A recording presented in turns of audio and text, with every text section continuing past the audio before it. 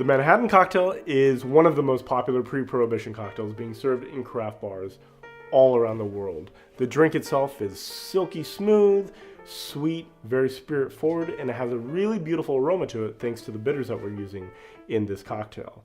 Now, just like many other classic cocktails out there, the origin and who created the recipe can be shrouded in a little bit of inebriated mystery. The Manhattan definitely falls prey to this as well, but the most widely accepted story is that a bartender by the name of Black was tending bar at the Hoffman House in the early 1880s, and he was the one responsible for coming up with this original recipe.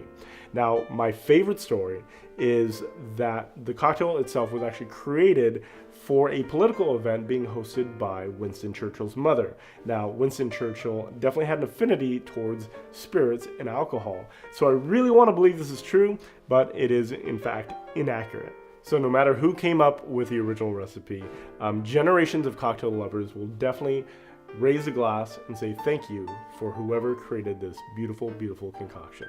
So here's how we make the Manhattan. The first thing you're going to do is add 2 ounces of whiskey to your mixing glass. If you like your Manhattan a little on the sweet side, you want to probably go for the bourbon. If you like it more on the spicy side, I definitely recommend trying it with rye. Then you're going to add 1 ounce of sweet vermouth. My favorite is Carpano Antica, but feel free to use your favorite here in this cocktail. Then you're going to add a dash or a couple of dashes of bitters. If you like yours a little bit more dry and spicy, feel free to add as much as you like. And then you're going to add some ice and give it a good stir until it's nice and cold.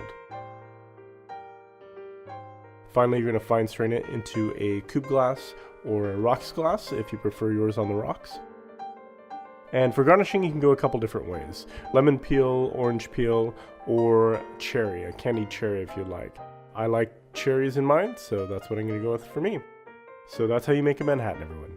Cheers.